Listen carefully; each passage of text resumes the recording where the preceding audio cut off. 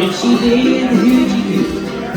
She was singing her song all night long, telling me what to do. She said, blow up your TV, throw away your paper, go to the country, build you a home, plant a little garden, grow a lot of peaches, try to find Jesus on your own.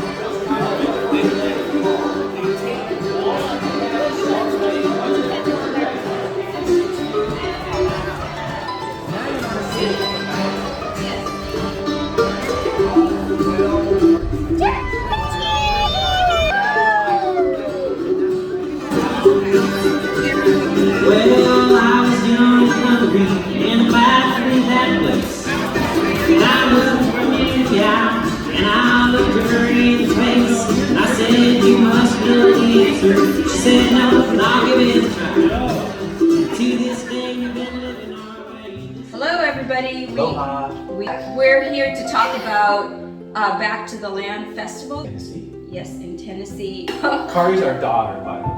Yes. Max is our son-in-law. They're not just people. We like, hey, you guys want to come to Kentucky with us? What do you think? Anyway, so we went to Back to the Land. It's kind of a community development thing about homesteaders, homesteading.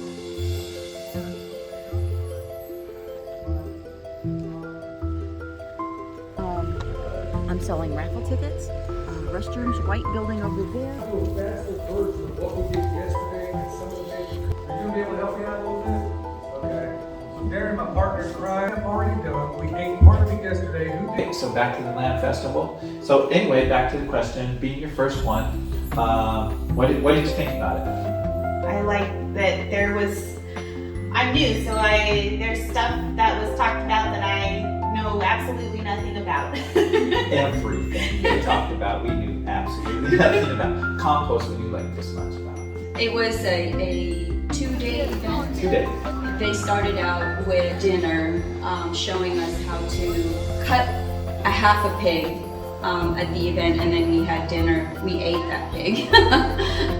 Delicious. Yes, it was. So Billy from Perma Pastures Farm, another one of those links, obviously if you're Back to the Land Festival, and he went through like separating the pieces of the pig and all those things and what the parts were, and then they did the other half the next day for the meal, and you'll see some of that footage. I'm pretty sure this Kari's thing. Sorry, Billy. So yeah, so you liked it because of the. What was the highlight, I would say, first of all, that was like that you liked? Okay. Well, I was most excited about learning how to cut up the pig.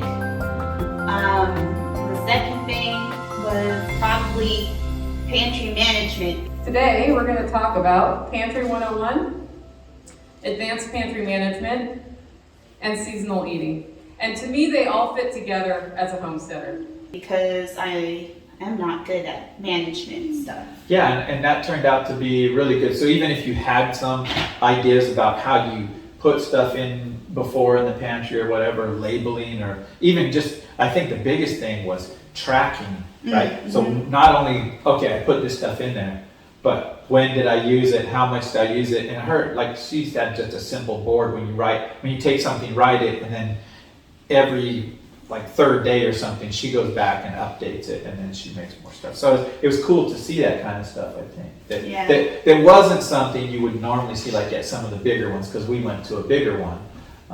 But Yeah, and it was basically tracking your food in the pantry by season, right? Mm-hmm. So, and you were stocking it by season as well, so which was kind of neat because you are basically following the seasons and what was growing in your garden and how you would can those things or freeze those things actually is a good thing too. You can freeze your food, make sure that you have a generator in case power outage. That was kind of neat, that something that I would have never thought about, that you actually stock your pantry based on the season. You think about the upcoming season and what you would do. So it's a sort of a different way of thinking about shopping. You're basically shopping in your pantry, which is kind of neat. You're shopping based on what you have stored from your garden in your pantry instead of shopping at a supermarket with, and in your pantry, and what you grow is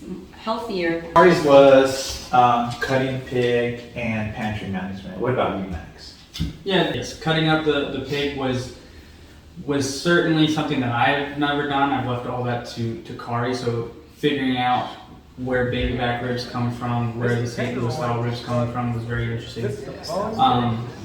But also just getting to meet all the different people that were there, whether they were attending or if they were presenting, was nice to meet and again get to talk to them, ask them a lot of different questions because we're also new at it. Having subject matter experts there, even though they don't consider themselves to be subject matter experts, they were very knowledgeable a lot of different places, and so making those connections and networking was pretty interesting because you got to do that throughout the entire 2-day event. So. It makes it easier for Q&A, right? You know, instead of being in a crowd of 1,000 people, right? Being able to ask your questions to these people. It's a lot of work. I don't recommend anyone starting off with that. I recommend starting off with one It was just page. more intimate, right? Getting to know everybody. We've got some pretty popular YouTube channels, right? And so having the chance to just walk up anytime that you needed to ask your question or to find out what they know or was pretty valuable in my opinion. So I enjoyed that particular part about having enough time to pretty much meet anybody. What else you got? Foraging. Oh, yeah, there was That was cool. Yeah, I looked forward to the foraging part of it. Cow being beneath the cow. Okay, we're right here, Pullman. Alright, black one.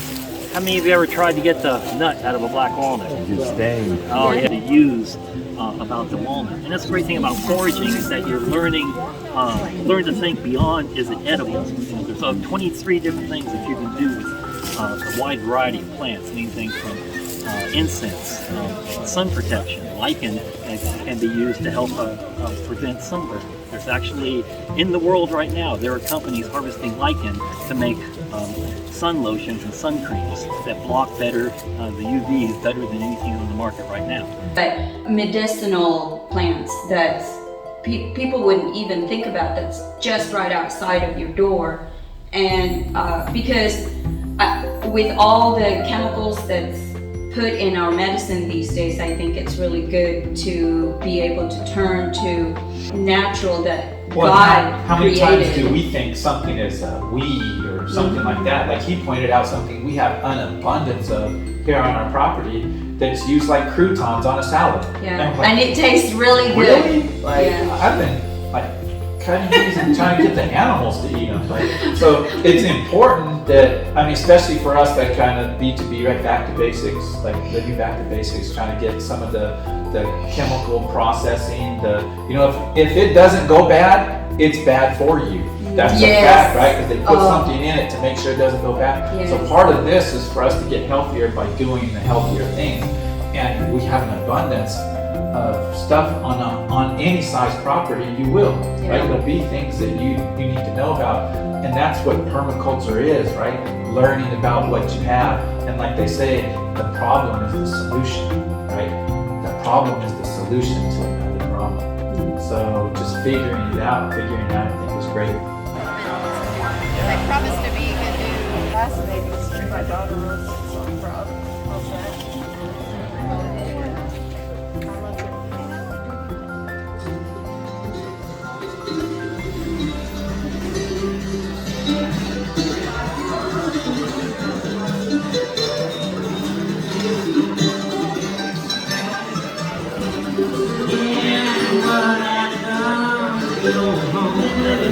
This is the reason why we love our TV.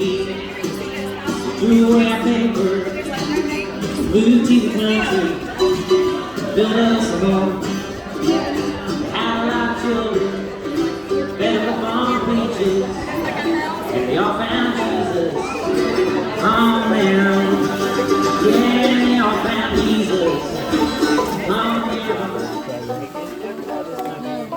I liked it being